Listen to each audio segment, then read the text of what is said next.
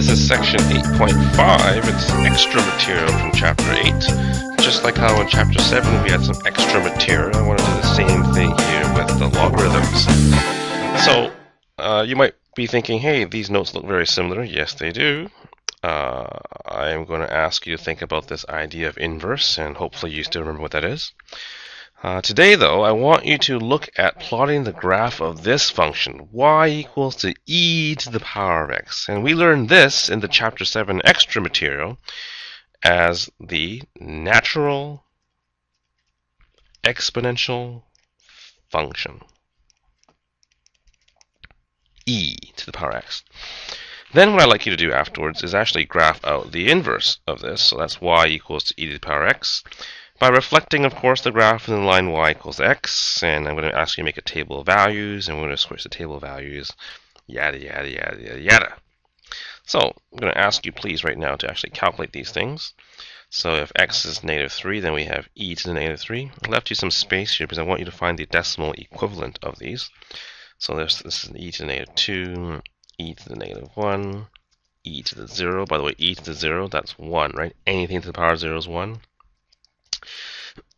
So I'm writing them in E form, but I'm going to ask you to actually use your calculator to find the decimal equivalents. I'm going to pull up my calculator here. You can do E two ways on your calculator. You can either use the E function, which is second function ln button. So like this, -3. And that gives you 0.05, I guess. Or you can also use this E here, which is your division key. So second function E. And then you raise to the power of -2. That also works, 0.14. Okay, it's your choice what you want to do, but I'm going to ask you to, oops, press the wrong one. I'm going to ask you to just go ahead now and find the rest. So e to the power of -1, e to the power of 0 we know. How about just e to the power of 1, e to the power of 2, and e to the power of 3. Okay, try it on your calculator too. So here we go, 0.37, 2.72, 2.72, what was e squared? 7.39, and 20.1. So here we go, let's graph it out. -3 is 0.05, -2, 0.14, -1.37, 1, 2.72, oh, it goes up really fast, 7.39, 20, off the charts, so probably something like this. Woo! Okay. There you have it, y equals to e to the power of x. And if I ask you to find the inverse, inverse of course means you switch the x and y around, so x equals to e to the power of y. Of course, all my y values now become my x values. So please write them in. And of course, my x values now become my y values. So with this new table of values set, let's go ahead and sketch these out. X is 0.05, -3, 0.14, -2, 0.37, then 1, 2.72 and 1, 7.39, and 2, and yeah, wee, woo! And that is x equals e to the power of y. Okay? Notice, I think for this one we have a nice vertical asymptote at 0. It gets closer and closer to 0, but doesn't touch. By the way, interchanging the x and y variables on the original y equals to e to the power of x graph, we get, like we wrote down earlier, e to the power of y equals to x. But of course, given that x equals to e to the power of y, this is the exponential form of the equation, we probably want to change it into the logarithmic form. So if you remember that, it's of course log base e y, sorry, what am I doing there? Log base e x and that must equal to our exponent, which is y. So from there, we've got a definition. Okay, you just told me that x equals e to the power of y. That's the exponential form. That is equivalent to log base e x equals to y. This, of course, is the logarithmic form. And what I want you to know and learn now is that the log base e has a special notation that's called ln of x, or it's pronounced ln, L-A-W-N, and that actually stands for the word natural logarithm. Okay? So log base e is the same thing as ln, or the natural log of x. And so ultimately, there's nothing new here. It's just I want you to understand that log base e is now written as ln. All those log rules and log things you did before in chapter 8 once again apply here. So this kind of becomes a review session for you. Okay? So let's evaluate some of these things. In example number 1a, I'm going to ask you to evaluate ln e squared. So ultimately, I'm going to call this whole thing equal x. And to evaluate, I'm going to now change into exponential form.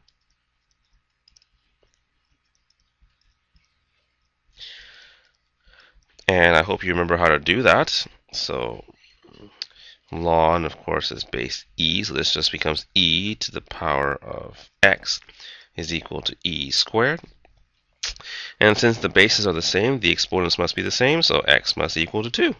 Done! We'll do the same thing here. Let's call this x. So in this case, e to the power of x equals to 1 over e cubed. 1 over e cubed can be written as e to the power of negative 3. So therefore, e to the power of x on the left side must equal to e to the power of negative 3. We're in the same situation as part A, so of course the exponents must be the same. X equals to negative 3. Well, what about the next one here, part C? So once again, I'm going to call this x. In this case, I'm going to try to change this into log form to help me solve. So log means I'm going to go log base e x equals to then the natural log of 20. Now remember, log base e is the same thing as ln. So now I have ln x equals to ln 20, so therefore x equals to, you guessed it, 20.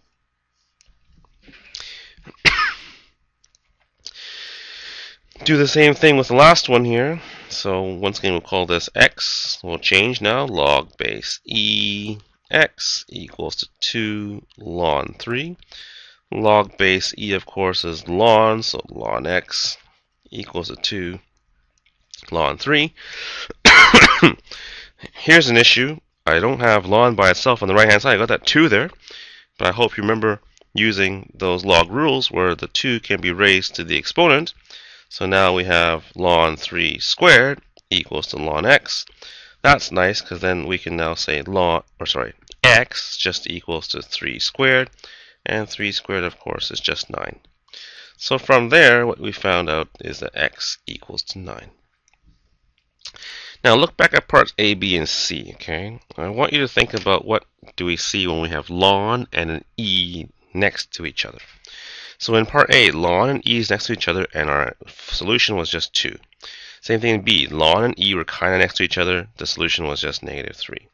So hopefully in general you can see that ln and e to the power of x just equals to, yes, x. And then in part C, notice that e to the power of ln 20 just gave you x being equal to 20. So e to the power of ln x is just, yes, once again, x. But of course, x has to be bigger than 0 because we can't take the ln of a negative number. Okay? All right. I'm going to ask you to turn the page now, and let's see what else we have in store. Example number 2 now. This one says for this equation, I want you to state the transformation performed. So once again, that transformation stuff comes back. And then we want you to find the domain and range of this, and x and y intercepts, and then maybe make a sketch. So let's do the easy part first, studying the transformations. That's the stuff from chapter 1. And notice I have 3 things here. I've got that 2, I've got that 3, and I've got that 4. The 2 is in front of the function, so hopefully you remember this is a vertical, and it's a vertical stretch, I know. But because it's bigger than 1, it's a vertical expansion by a factor of 2. What else do you know? What about that 3? Yes, this is next to the x, so we know it's something horizontally related. This is, yes, a horizontal shift, and this is shifting 3 units which way? If you say right, you are right, because remember, all the stuff that is horizontal is backwards. So you see the -3, that means actually you went 3 units to the right. And of course, -4 is on the outside of the function, so once again we're talking about something that's vertical. This is a shift again, but this one's straightforward. It's 4 units, yes, down. Okay, so there are the transformations. Okay, so if I gave you y equals to ln x, you have to do these 3 things to get the new function. Well, what's the domain and range then? Well, if you remember in general, okay, y equals to ln x, that graph, the domain, is really just not all real numbers, but x is bigger than 0. How do I know that? Well, look back at your picture from page 1. Okay, there's your ln graph. By the way, y equals to ln x, the one in purple here. And notice that the values of x are always bigger than 0. And of course, the range here must be, yes, all real numbers. So knowing that, I'm going to ask you to think about what's the domain and range of this graph. Now, domain is the x, so where or what piece of information from part A helps me affect the x value? Yes, it's what's written in blue, shifting 3 units to the right. So what do you think happens to my domain? You betcha, it shifts 3 units to the right. So instead of being at 0, it's going to be at 3. And the range, well, it says shift 4 units down and you're expanding, so I guess for all real numbers, who cares if I'm shifting it down and expanding, because it's still going to be all real numbers. So in my range, still all real numbers. Okay?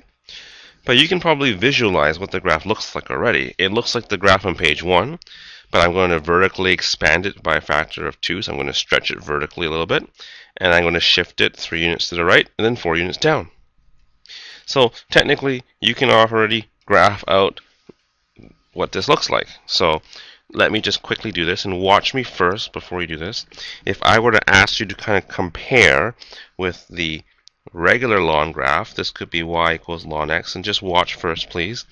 What I would be doing then is I'd be doing this vertical expansion, so probably stretching it out like this, okay, stretching a little bit more, and then you're shifting it 3 units to the right and 4 units down, so maybe 3 units to the right, and then that would look like this, but then of course you need 4 units down, so it's looking like this, and I guess your graph looks something like that in green. Okay, so this would be a quick sketch of the graph. I'm going to ask you to be more specific and at least tell me what the x and y intercepts are. So I guess now I want to give you some time. Why don't you go ahead, and if you want to sketch all 4 out, you can, or ultimately just sketch out the original and this graph. That's fine with as well. But just do a quick sketch, please, right now. And for those of you who are done this sketch already, I'm going to ask you to try to complete part C. We're going to ask you to find the x-intercept and the y-intercept. How do you find the x-intercept? Well, if you remember, and I hope you do, because we've done this in grade 10 and grade 11 and grade 12, the idea of finding the x-intercept is you let y equal to 0. So for your x-intercepts, let's let y equal to 0 and solve for x. So I'm going to take that original equation here, and I'm going to make the f of x equal to 0. So 0 equals to 2 ln x minus 3, take away 4. Going to do some nice algebra now, so let's move all the terms without the ln to the left side. So how about 4 equals to 2 ln x minus 3? Going to divide by 2, so 4 divided by 2 is 2 equals to ln bracket x minus 3. Then, in this case, you can either e both sides or just change into exponential form. I'm going to just change into exponential form.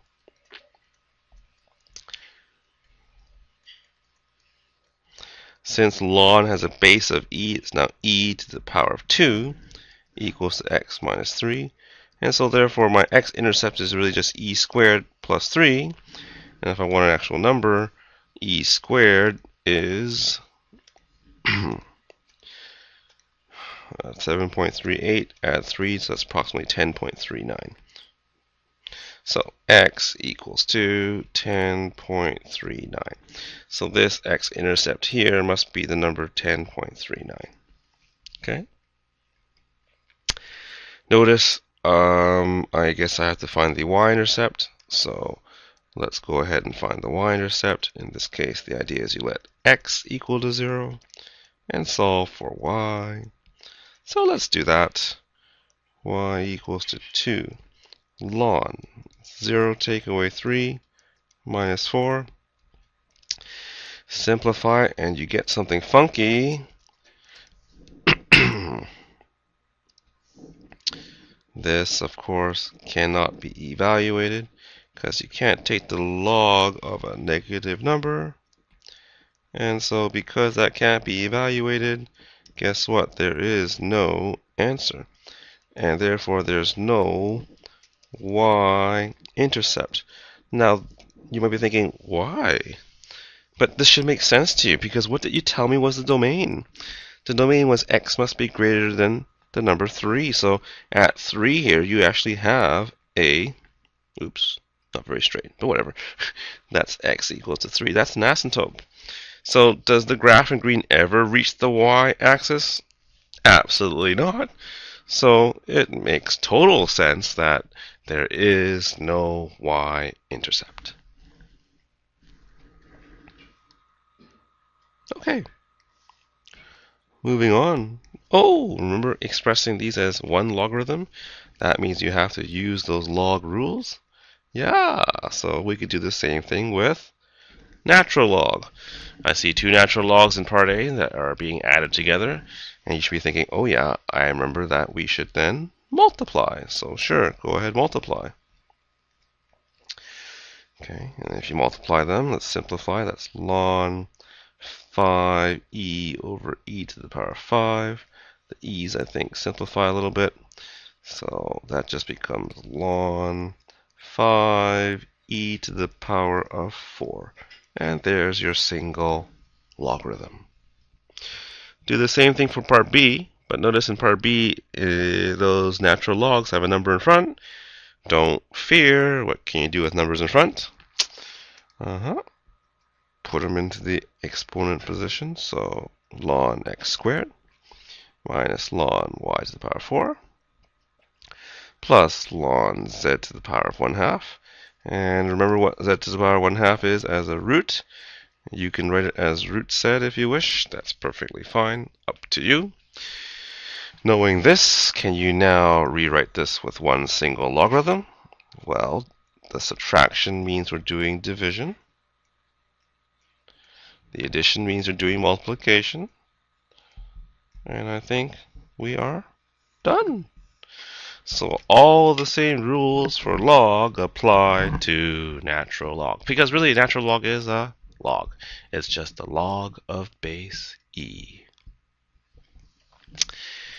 And so, if you remember back in our Chapter A studies, we've done transformations, we've done log-law. So the next thing we have to do is, yes, solving exponential and logarithmic equations. So that's what you have in store for you in example number 4.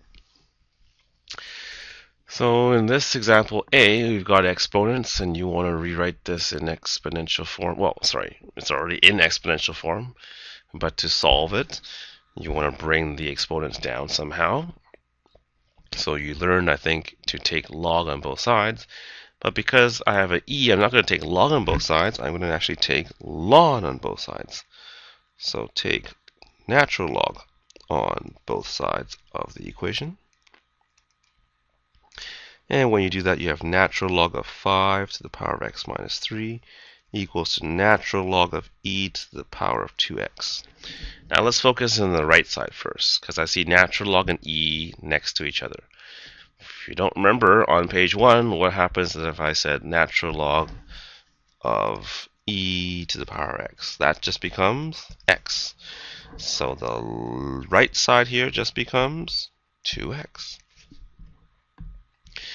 Now, what can we do with the left side? Remember the natural log, and I have 5 to the power of x minus 3. I can bring the exponents down to the baseline, so that becomes x minus 3 times natural log of 5. And now we're in business because all our variables are now in the baseline, no more exponents. I will ask you to distribute, so this becomes, I guess, ln 5 times x minus 3 ln 5, and that equals to 2x. I'm going to continue on by isolating the x's on the right-hand side, so I'm going to subtract ln 5. Now, since all x's are on the right side, I'm going to actually factor out the x. And this is nice because now I should be able to solve for x. X just equals to negative 3 ln 5 divided by 2 minus ln 5. And for those of you who like decimals, this is where you go to your calculator and punch it in. We'll take negative 3, and here's the ln button, ln, so type in ln 5 divided by bracket 2 minus ln 5. Close the ln bracket, close the denominator bracket, and there's your answer, about negative 12.36. So x equals to negative 12.36. And you can double check that by plugging it back in, but I'm not going to because I know it's right. Okay. So we dealt with an exponential, let's deal with a natural log one. So in part B, you've got a natural log one, and ultimately here, once again, you just want to isolate the x value, so try to move everything else without x to the other side. If I were to subtract 15 off of both sides first, I think that'd be a good first step. 2 ln x plus 1 equals to 6. We'll divide both sides by 2 to continue to try to isolate the x. 6 divided by 2 of course is 3. And we've kind of isolated, but we have that ln function in front, so we can either get rid of it by taking e to the both sides, or just change into exponential form. It's up to you. I'll just say I'm going to change into exponential form.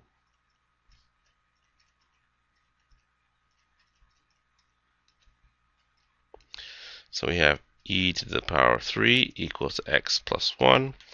And what's x equal to? Oh yeah, e cubed minus 1. And for those of you who like decimals, e cubed with what, about 20, I think, 20.1, I think it was. So yeah, 19. So 19.1 or 19.09. Okay, since I want two decimals. All right, so let's try part C. Part C. Oh, lots of lns, but wait a minute, there's 2 on the left side, 1 on the right. Perhaps we need to simplify the left side into 1 ln. See subtraction, so hopefully that rings a bell. Ding, ding, ding. This should be ln, and yes, you're using those log laws. And if you said subtraction is the same thing as division, I'm very happy.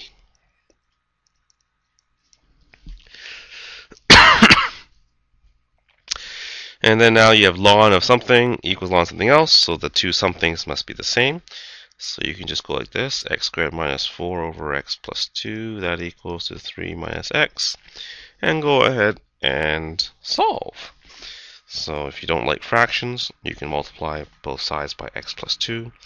And by the way, for those of you who are thinking this might not be the best way of solving, okay, stay tuned. I'll do it your way. But I'm going to try this one first. Expand and simplify all this lovely algebra work. So hopefully you're experts at that. So I'm going to speed this up. And once again, if I'm going too fast, you can always pause the tape and play later. I'm going to group everything together on the left side. So that's 2x squared minus 2x plus 3x is just x on the right side, but moving it to the left side becomes minus. Negative 4 take away 6 becomes minus 10. Oh, quadratics. Can you say factor? Or quadratic formula, it's up to you. I'm just going to factor this. And once again, you should try this at home yourself.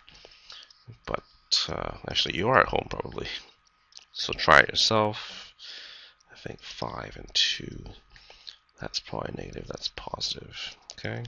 You can use choose method, decomposition, once again, quadratic formula. It all works, okay? X equals to 5 over 2. X equals to negative 2. Done. Or not. What should you think about?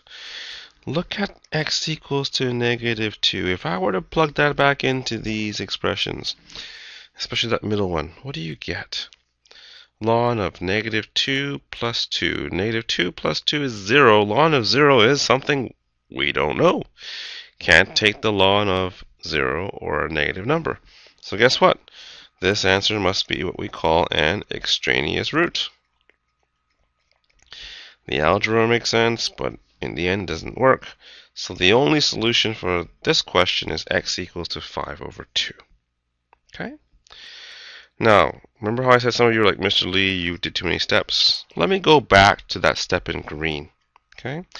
And if I were to solve this another way, and I think many of you are like screaming at me, like, no, no, don't do it.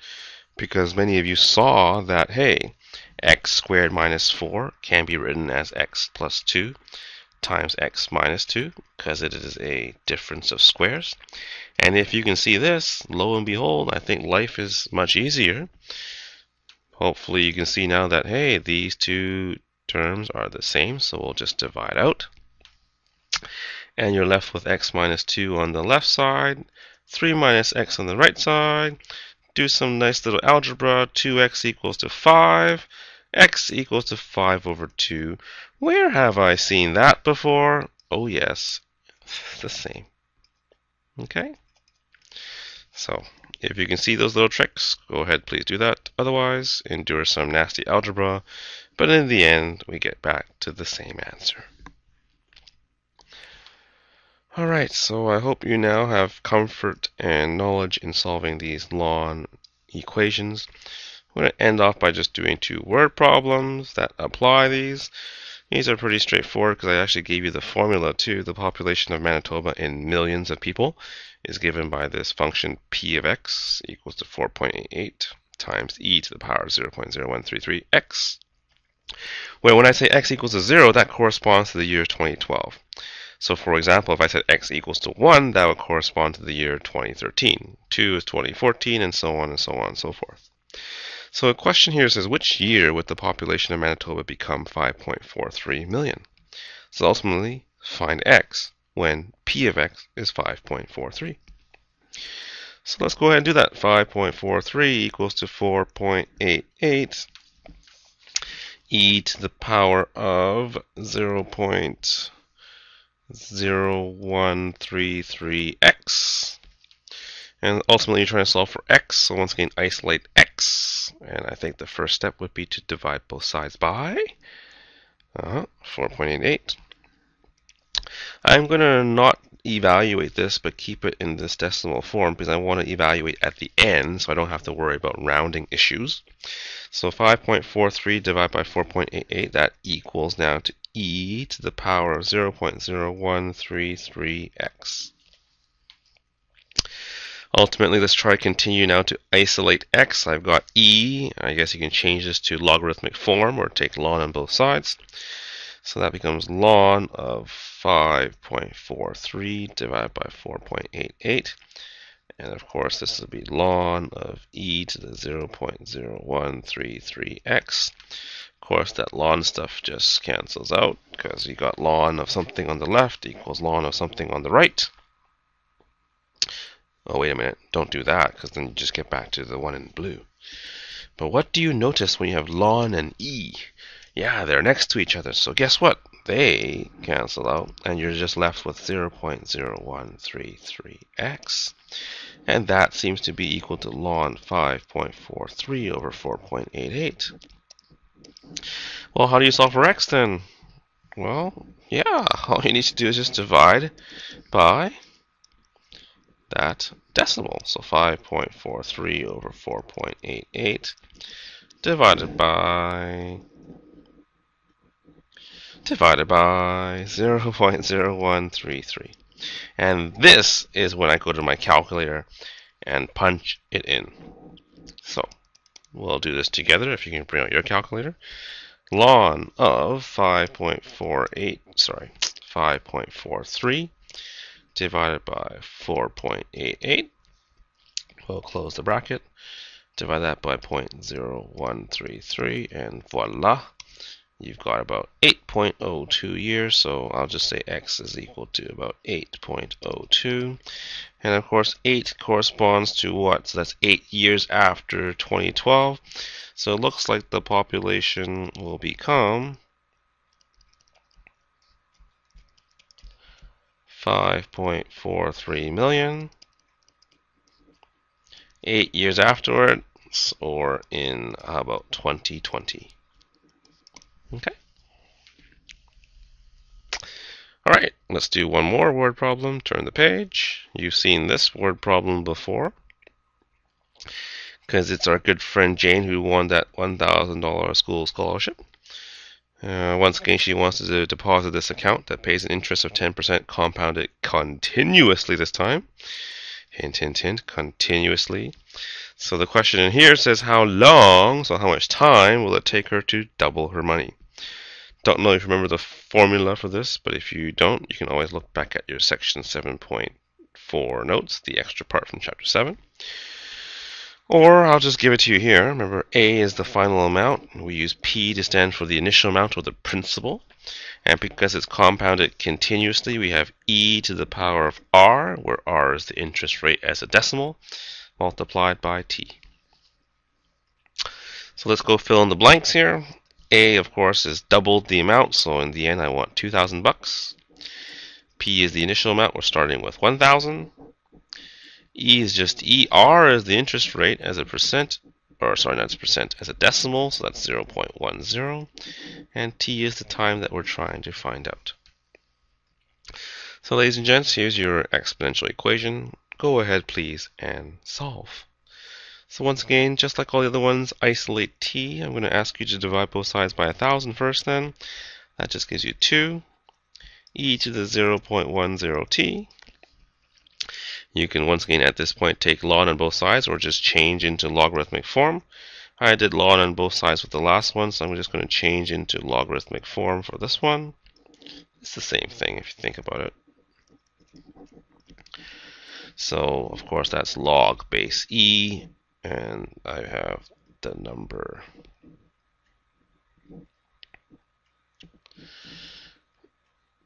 excuse me, of 2, and that equals to the exponent 0.10t.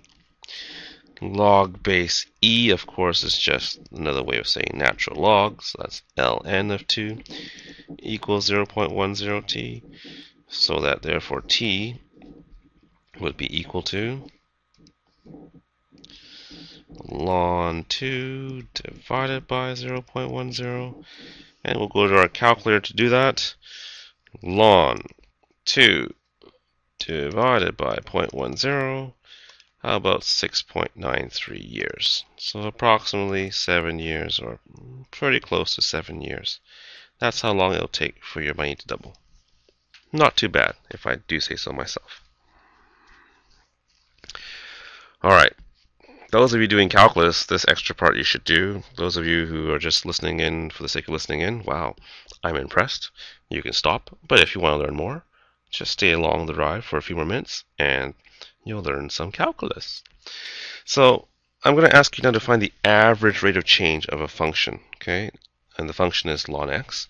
And I want you to find the average rate of change from x to x plus 0.01. So the interval of change is really, really small, from x to x plus 0.01. By the way, how do you find average rate of change again? Well, remember average rate of change between two values of x1 and x2. The idea is you're going to take the y values of the corresponding x, so f of x2 minus f of x1, and you're going to divide that by x2 minus x1. This, hopefully you remember, is really just the formula for slope, the stuff you learned in grade 10. And so, if you want to be more familiar with grade 10, some people write this as y2 minus y1 over x2 minus x1. That's perfectly fine. Okay? So, how do you find the average rate of change at the value of x equals to 1? So, what you need to do is identify your x1 and x2. x1 will just be 1. x2 is your other point, and it's given by this, x plus 0.01. So that just becomes 1.01. So ultimately, my y values are just ln of x. So therefore, here we go. To find the average rate of change, I will say this is equal to ln of 1.01. That's my f of x2, or my y value. And then I'm going to subtract ln of 1. And I guess you're dividing this by 1.01 minus 1. So, calculator time. Let's do this. Ln 1.01 minus ln 1. I forgot my brackets here. Be careful. Insert bracket. Enter. It's that. We're going to divide that by 1.01. Take away 1. That's 0.995. Okay, so 0.995. Okay? I'll set up the next one for you, but I want you to calculate the rest because it's the same kind of idea. I'll say here x1 equals to 2 and x2 is equal to 2.01. So ultimately you're trying to calculate ln of 2.01 minus ln of 2 all over 2.01 minus 2. And I'm going to ask you to do that on your calculator, okay? And also the rest. So don't wait for me. Pause tape and try it. And then when you're done, come back and play tape and see the answers. Don't cheat, okay?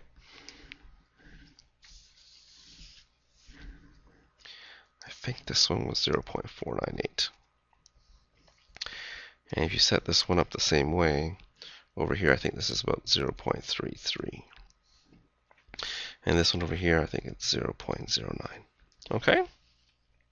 Now, those of you who are already taking calculus right now, this average rate of change stuff should be ding, ding, ding, like ring a bell. So underneath, as an extension, I'm going to say compare each average rate of change of this function, ln x to x. Okay? So what I'm saying here is let's make a table of values, x, and I'm going to say average rate of change. Now notice this is the average rate of change in the interval from x to really x plus 0.01. So really, really small interval. Okay, small interval average rate of change. So small that it's almost the same. What did we call this in calculus for those of you taking calculus? Oh yeah. This is also known as a.k.a. the instantaneous rate of change. Oh,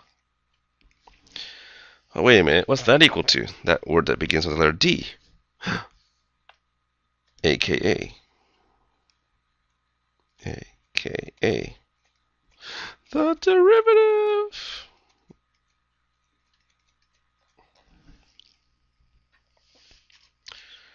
Okay, so you are in this extension pretty much finding the derivative of ln x.